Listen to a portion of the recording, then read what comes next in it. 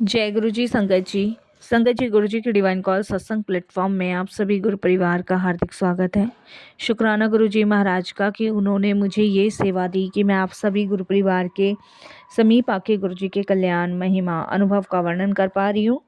अनंतम शुक्राना मेरे गुरु जी महाराज का। संगत जी, आज का जो सत्संग मैं आपके साथ शेयर कर रही हूँ वो श्वेता तिवारी आंटी का है। ये बहुत प्यारा और ब्लेसिंग फुल सत्संग है, तो मेरी विनती है आप सभी गुरु परिवार से कि सत्संग को अंत तक सुने, ध्यान से सुने, पूरा सुने। सत्संग का मतलब होता है सत्य का संग, और सत्संग की प्राप्ति जब ही होती है जब गुरु कृपा होती है। तो हम सभी बड़े भाग्यशाली हैं कि आज का बहुत ब्लेसिंग फुल सत्संग है। तो प्लीज़ बिना स्किप सुनिएगा। और आज जो मैं आपको सुनाने जा रही हूँ वो कोई कहानी नहीं है, ये किसी के घर में जली हुई चूल्हे की राख है। किसी माँ की रातों में ना सोई हुई आंखें हैं। किसी बाप का दबा हुआ दर्द है। किसी बेटी का टूटता हुआ भरोसा है। और किसी इंसान की उस रात की सच्चाई है जब उसे लगा था कि अब जिंदगी खत्म हो गई है। संगत जी, ये सत्संग सिर्फ सुनने के लिए नहीं, ये सत्संग महसूस करने के लिए है। क्योंकि आज जो मैं आप सभी से कहने वाली हूँ वो शायद आपकी ज़िंदगी का भी सत्संग हो सकता है, साथ संगत जी। और अगर गुरुजी आज आपको हो सकता है आपके किसी सवाल का जवाब खुद सुनवाने वाले हों, या आपको कोई कष्ट काटने वाले हों, या आपको कोई ब्लेसिंग्स देने वाले हों, ये तो खैर गुरुजी की लीला है, गुरुजी ही जाने। तो प्लीज़ आप इसे ज़रूर एंडिंग तक सुनिएगा। इसके अलावा अगर आप भी अपने सत्संग अनुभव शेयर करना चाहते हैं तो हिंदी में साफ राइटिंग में आप अपना सत्संग लिखकर हमारी जीमेल आईडी पर सेंड कर सकते हैं, ताकि आपके द्वारा सुनाए गए सत्संग से जो भी गुरुजी महाराज की नई जुड़ने वाली संगत होगी उन्हें गुरुजी के कल्याण महिमा अनुभव के बारे में ज़्यादा से ज़्यादा पता चलेगा। सत्संग आपको पसंद आए तो आप इसको लाइक कीजिए, चैनल को सब्सक्राइब कीजिए, वीडियो को ज़्यादा से ज़्यादा संगत में शेयर ज़रूर कर दीजिएगा और बेल आइकन दबाना बिल्कुल भी नहीं भूलिएगा। जब भी कोई लेटेस्ट सत्संग आएगा उसका नोटिफिकेशन आपके पास आएगा। तो चलिए संगत जी, चलते हैं गुरुजी महाराज के सत्संग की ओर। सत्संग शुरू करने से पहले करते हैं गुरुजी का मंत्र जाप। ओम नमः शिवाय, शिवजी सदा सहाय। ओम नमः शिवाय, गुरुजी सदा सहाय। जय गुरुजी संगत जी। संगत जी, सबसे पहले गुरुजी महाराज के चरणों में कोटि कोटि नमन। सारी संगत जी को जय गुरुजी। सत्संग को शेयर करते हुए मेरे से कोई भी भूल होती है, कोई भी गलती होती है तो प्लीज़ साथ संगत जी क्षमा कीजिएगा। और आज ये पावन मौका मुझे मिला है जो सत्संग शेयर करने का, ये सिर्फ गुरु कृपा से मिला है। कहते हैं ना संगत जी कि हम अपनी मर्जी से कुछ भी नहीं कर सकते, क्योंकि हर एक श्वास में, हर एक कण में उस परमात्मा का बसेरा है जिसे हम देख नहीं सकते, सिर्फ महसूस कर सकते हैं। संगत जी, मैं जर्नी शेयर कर रही हूँ, ये शायद गुरु कृपा है, और हो सकता है इस जर्नी के माध्यम से आज गुरुजी कौन सी लीला, कौन सा वर्णन मेरे से करवा रहे हैं ये तो गुरुजी महाराज ही जाने। लेकिन हमारे जीवन में जो भी घटनाएं घटित होती हैं, जो भी परेशानियां आती हैं, वो हमारे अच्छे बुरे कर्मों का नतीजा होती है। और इससे हमें जो बाहर निकालते हैं वो हमारे परम पूजनीय गुरुजी महाराज हैं। संगत जी, मैं भी एक बहुत साधारण परिवार की हूँ, एक ऐसे परिवार की जिसमें सुबह की चाय में भी हंसी हुआ करती थी और रात के खाने में सपने परोसे जाते थे। पर धीरे धीरे सब कुछ ख़त्म हो गया, सब कुछ। संगत जी, एक टाइम ऐसा था मेरे जीवन में बेइंतहा खुशियाँ, बेइंतहा प्यार, बहुत अपनापन, मान सम्मान, सब कुछ था, सब कुछ। जिसे स्वर्ग कहते हैं ना, वो स्वर्ग था हमारा घर। पर धीरे धीरे जो चीज़ें जीवन में होने लगी, उसकी कल्पना हमने नहीं की। धीरे धीरे सब कुछ ख़त्म होने लगा। मेरी सबसे बड़ी सिस्टर संगत जी एक लड़के के साथ भाग गई। हम 2 ही बहनें हैं, मैं और मेरी बड़ी दीदी। वो किसी लड़के से प्यार करती थी।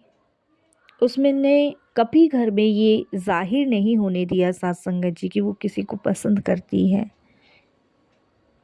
नहीं तो पापा तो वैसे भी उनकी शादी करा देते, लेकिन उन्होंने सबसे बड़ा धोखा मुझे नहीं दिया, सबसे बड़ा धोखा उन्होंने मम्मी और पापा को दिया। दीदी के जाने के बाद पापा एकदम लाचार हो गए, टूट गए। और संगत जी, उनका जो काम था वो कौन संभालता। मेरे पापा का प्रिंटिंग का काम था, जैसे शादी के कार्ड, कोई छपाई वगैरह, उसका वो कौन संभालता। क्योंकि संगत जी, पापा तो बिल्कुल टूट चुके थे। इधर संगत जी, मम्मी का मानसिक संतुलन खराब हो चुका था। वो हर चीज़ से लड़ने बैठ जाती थी। पहले मेरी मम्मी ऐसी नहीं थी संगत जी, वो ठीक थी। जब से दीदी गई तब से संगत जी उनका मानसिक संतुलन बिल्कुल ख़राब हो गया। वो हर किसी से झगड़ा, हर किसी से, चाहे वो मैं हूँ, चाहे वो पापा हो, चाहे वो आस पड़ोस हो, चाहे कोई रिश्तेदार हो। संगत जी, पापा टेंशन में रहते थे और टेंशन में रहते के साथ संगत जी, पापा ने जो कर्जा ले रखा था दीदी की शादी के लिए, वो भी चढ़ता चला गया। मम्मी को बहुत डॉक्टरों को दिखाया, ट्रीटमेंट कराए, लेकिन कोई असर नहीं हुआ। दवाइयों में बहुत पैसा लगा। पापा तो बिल्कुल गुमसुम से ही हो गए थे। और मैं संगत जी सबके सामने चुपचाप अपनी आंखों के आंसू पोंछती और मुस्कुराने का नाटक करती, ताकि मम्मी पापा इस सदमे से बाहर निकले। संगत जी, लड़के वालों ने हमारे ऊपर एक केस भी डाल दिया कि इनकी लड़की ने बहला फुसला के उनके लड़के को लेके भाग गई। इसमें केस संगत जी ऐसे बना, जो लड़का मेरी दीदी के साथ भागा था वो नाबालिग था। मेरी दीदी संगत जी 19 साल की थी और वो लड़का 17 साल का था। नाबालिग का केस मेरी दीदी पे लगा कि वो नाबालिग लड़के को लेके भाग गई है, जबकि संगत जी ऐसा नहीं था। वो दोनों अपनी मर्जी से ही गए थे।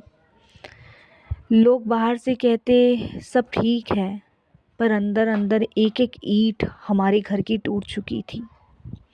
लोगों ने कहना शुरू कर दिया कि इन्हें तो कोई शर्म नहीं है, ये तो बड़ा खुश रह रहे हैं, बड़ी खुशी से अपना जीवन काट रहे हैं। लोगों ने तो कहना ये तक शुरू कर दिया कि इन्हें कोई शर्म नहीं है। लेकिन संगत जी, ये तो हम ही जानते थे अंदर से कि हम कितने टूट चुके हैं।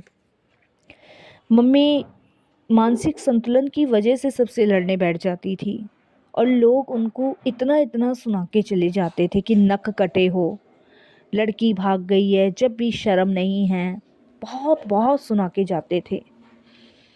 एक दिन तो ऐसा आया संगत जी कि घर में 2 वक्त की रोटी के लिए भी पैसे नहीं थे, फ्रिज बिल्कुल खाली था हमारा। और संगत जी, मैं कोई काम करती नहीं थी और मुझे घर से जाने के लिए संगत जी मना थी, क्योंकि पापा को डर यही था कि कहीं मैं ना चली जाऊं।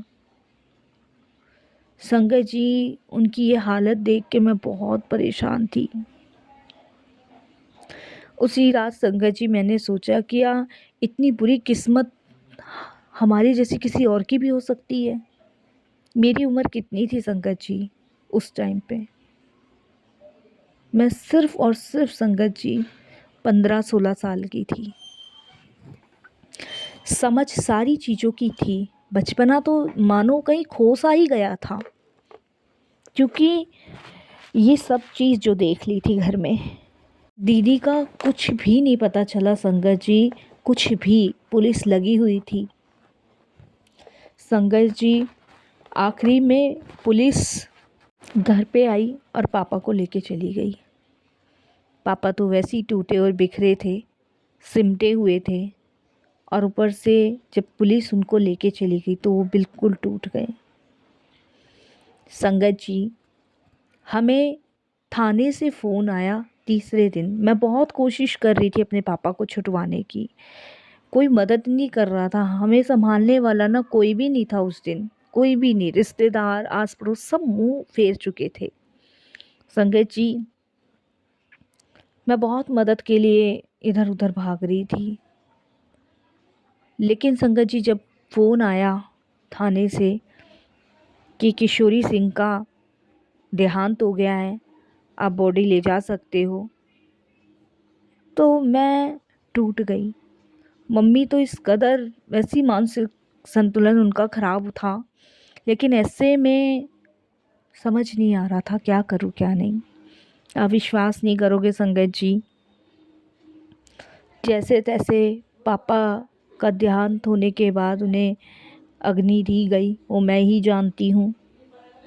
कोई भी पड़ोस का साथ नहीं था, लेकिन एक दो लोग ऐसे भी थे उनमें से जिन्होंने हमारे दर्द को समझा और ऐसे टाइम पे पापा को शमशान तक लेके गए। जैसे इंसान टूटे वैसे ही शरीर भी टूटता है। पापा के जाने के बाद वो मम्मी को परेशान करने लग गए, मुझे परेशान करने लगे, कहाँ है तुम्हारी बहन, कहाँ है तुम्हारी बेटी। घर की टेंशन, कर्जे का झगड़ा, सबका बोझ एक साथ। और एक दिन मुझे लगा कि मेरा सीना भारी हो रहा है, मेरी सांस रुक रुक के चल रही है, मेरा पसीना। संगत जी, मुझे एकदम चक्कर आ गए, इतनी सारी टेंशन। जैसे तैसे डॉक्टर के पास गई तो डॉक्टर ने बोला स्ट्रेस आपकी जान ले सकता है। क्योंकि संगत जी, मैं कितना झेलूं, मुझसे ये बर्दाश्त नहीं हो रहा था। तब संगत जी शायद भगवान को हमारे ऊपर तरस आया, हमारी इतनी ख़राब हालत देखकर। और उस दिन मैं बैठ भी नहीं पा रही थी, और डर इतना कि संगत जी मैं रात भर रोती रही। संगत जी, अब विश्वास नहीं मानोगे कि मैं धीरे धीरे बीमार पड़ने लग गई। सबसे बड़ा डर बीमारी नहीं, वो समय होता है जब डॉक्टर बस देखता है और आप उसकी आंखों को पढ़ने की कोशिश करते हो, और उस समय बस वो ये कह देते हैं कि अगर ऐसी स्ट्रेस लेती रही तो ज़्यादा दिन नहीं बचोगी। मैं अपना दुख किसी को बयान नहीं कर पा रही थी, किसी को नहीं, घुट घुट के जी रही थी।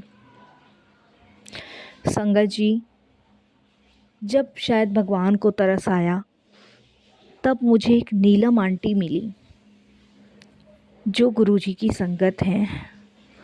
और वो मुझे संगत जी उसी क्लिनिक में मिली जिस क्लिनिक में मैं अपना चेकअप कराने गई थी, क्योंकि मेरा शरीर काम नहीं कर रहा था टेंशन की वजह से। पूरी रात रात मैं रोती थी संगत जी। पुलिस वाले दो दो चक्कर काटते थे मेरे घर में, और मम्मी की रखवाली, घर में कुछ खाने को नहीं। सोचो संगत जी कितना बुरा हाल हो चुका था मेरा। लेकिन मुझे जीना था, इसलिए कि मुझे मम्मी को देखना है। दीदी तो जो करके गई वो बहुत बुरा करके गई। शायद उनकी वजह से हम अपने कर्म भोग रहे हैं, या अपनी वजह से हम अपने कर्म भोग रहे हैं। ये सब लीला मैं नहीं समझ पाती, ये सब भगवान जानते हैं। संगत जी, नीलम आंटी जो थी वहाँ पे रिसेप्शन पे काम किया करती थी। मेरी हालत बहुत ख़राब थी, काफ़ी दिन से कुछ खाया नहीं था, तो वो चाय और बिस्किट खा रही थी। तो उन्होंने मुझे मैडम करके संबोधित किया। उन्होंने कहा, मैडम आप चाय बिस्किट लेंगी? मैंने गर्दन हिलाई और उन्होंने मुझे चाय बिस्किट दिया। मैंने संगत जी चाय बिस्किट उनके खाने से पहले खा लिया क्योंकि भूखी थी संगत जी। तब उन्होंने बोला कि आपकी तबीयत ठीक नहीं है, आप अकेले ही आए हो, कोई फैमिली से नहीं आया। तो मैंने एकदम से डरते हुए ने कहा कि नहीं, मेरी फैमिली में कोई नहीं है, मम्मी हैं वो भी बीमार हैं। कहाँ रहती हो? उन्होंने जो जो पूछा मैंने उसका आंसर दिया। संगत जी उन्होंने कहा आपको अपनी मम्मी की बीमारी का डर है इसलिए टेंशन में हो? मैंने कहा नहीं, मम्मी तो मानसिक संतुलन खो बैठी है। मैंने उनको सारी चीज़ बताई, सारी चीज़। संगत जी क्यों? क्योंकि उन्होंने बड़े प्यार से मुझसे पूछा था, बहुत प्यार से। और मुझे लग रहा था कि कोई मेरा दर्द सुनने वाला है, कोई मुझे समझने वाला है। तो उन्होंने कहा कि अभी तो मैं ड्यूटी पे हूँ, तो मेरा नंबर ले जाओ, मुझे फ़ोन करना। संगत जी मैंने उन्हें बोला मेरे पास फ़ोन नहीं है, पापा के पास था और पापा का फ़ोन घर पे है। तो उन्होंने कहा कोई बात नहीं, तुम नंबर दे दो। मैंने अपने पापा के फ़ोन का नंबर दिया उन्हें। संगत जी उनसे मेरी बात हुई शाम के समय, और शाम के समय संगत जी जब उनसे मेरी बात हुई तो उन्होंने बोला मैं तुम्हारे घर आना चाहती हूँ। मैंने उन्हें एड्रेस लिखवाया और वो अगले दिन मेरे घर आई। संगत जी वो जब आंटी मेरे घर आई, नीलम आंटी बोलूँगी मैं अब उन्हें, तो उनके हाथ में गुरुजी का लंगर प्रसाद था। और उन्होंने कहा कि आज वो बड़े मंदिर गई थी तो वहाँ से प्रसाद लाई हैं मेरे लिए और मेरी माँ के लिए। और वो कह रही कि मुझे लगा कि आज मेरी छुट्टी भी है, तो मेरे को लगा कि तुम लोगों को देना चाहिए। उस दिन सोमवार का दिन था और सोमवार को उनकी छुट्टी रहती है। वो अपने हस्बैंड के साथ आई थी। उन्होंने मेरी घर की हालत देखी और मैं बहुत रोई। मेरी माँ को देखा, वो बड़बड़ा रही थी। तब उन्होंने मुझे कहा कि तुम भी लंगर खाओ, मम्मी को भी लंगर खिलाओ, और देखना सब कुछ ठीक करेंगे गुरुजी। और वो कुछ पैसे भी दे के गई और उन्होंने कहा कि मैं तुम्हें अपने हॉस्पिटल में कुछ काम दिलवा देती हूँ। सोचो संगत जी, ये गुरु परिवार की संगत है। पहली बार संगत जी मैंने घर में चैन की सांस ली, राहत महसूस करी। पहली बार संगत जी उस लंगर को खा के मेरी भूख शांत हुई, मम्मी शांत हुई। मेरी भूख में वो बहुत बड़बड़ाती थी। संगत जी उससे अगले दिन दोपहर में मुझे एक सपना आया कि कोई मंदिर है जहाँ सिंहासन पे कोई बैठा हुआ है और बहुत भारी आवाज़ में मुझे बोल रहा है डर मत, तेरा बुरे कर्मों का हिसाब मैं ख़त्म करूँगा।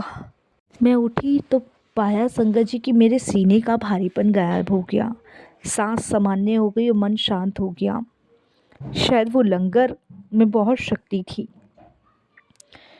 संगत जी ये उस समय का संकेत नहीं था, उस समय की ब्लेसिंग्स थी कि मैं हूँ, तू अकेली नहीं है, मैंने संभाल लिया है।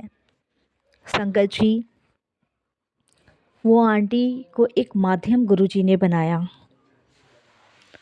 उनकी वजह से उनके आर्यन हॉस्पिटल में मुझे नौकरी मिली, जहाँ पे संगत जी मैं काम करती हूँ, क्लिनिक की सफाई करती हूँ। क्योंकि अभी तो संगत जी मेरी पढ़ाई भी पूरी नहीं हुई थी, तो इसीलिए मैं क्लिनिक की सफाई करती हूँ। आंटी मुझे और मेरी मम्मी को बहुत बार गुरुजी के बड़े मंदिर ले जा चुकी हैं। उन्हीं के आसरे जीवन बदला। मम्मी के इलाज के लिए पैसे आने लगे, उनकी रिपोर्ट्स नॉर्मल आने लगी, रात को उनको नींद अच्छी होती थी और वो लोगों से झगड़े कम करती थी। पापा का काम तो कब का बंद हो ही चुका था। दीदी का आज तक नहीं पता चला, आज तक वो कहाँ हैं कहाँ नहीं हैं। मेरे घर में मैं और मेरी मम्मी ही हैं और हम ही एक दूसरे का सहारा हैं और साथ दे रहे हैं और संभाले हुए हैं। मैंने तो हार मान ली थी, लेकिन भगवान को शायद मुझ पे तरस आया और शायद मेरे जीवन में वो सारी परेशानियाँ, सारी दिक्कतें दूर करी जिसके बारे में मैंने कभी नहीं सोचा था। अब जब भी गुरुजी के दरबार जाती हूँ ना, तो ऐसा लगता है जैसे कोई अदृश्य शक्ति मेरा हाथ पकड़ के मुझे चला रही हो और अपना हाथ मेरे सिर के ऊपर रख रही हो। संगत जी, मैं जितना उनका शुक्राना करूं उतना मुझे कम लगता है। मैं यही कहती हूँ गुरुजी से कि हर इंसान की ज़िंदगी में एक रात ऐसी आती है जहाँ उसे लगता है सब ख़त्म, अब कुछ नहीं बचा, अब कोई उम्मीद नहीं बची। लेकिन वो रात असल में ख़त्म नहीं होती है, वो रात इंसान को गुरुजी तक पहुँचा देती है। शायद ये गुरुजी का बुलावा था और जाने कितने समय से गुरुजी से मेरा एक ऐसा कनेक्शन, एक सा रिश्ता था जिन्होंने मुझे अपने से जोड़ रखा था। संगत जी, ये मेरे जीवन की वो सच्चाई है जिसे सुनाते हुए मैं डर जाती हूँ। अगर आप भी कहीं से टूट रहे हो, बिखर रहे हो, आपके साथ भी ऐसा हुआ है, आप भी अपनों की वजह से भटके हुए हो, तो याद रखिए आप अकेले नहीं हो। गुरुजी कभी देर नहीं करते, बस सही वक्त पर आपको अपनी संगत में चुन लेते हैं। संगत जी, हर एक चीज़ का समय होता है और हर एक चीज़ आपको जब ही मिलती है जब गुरु कृपा होती है। जय गुरु जी।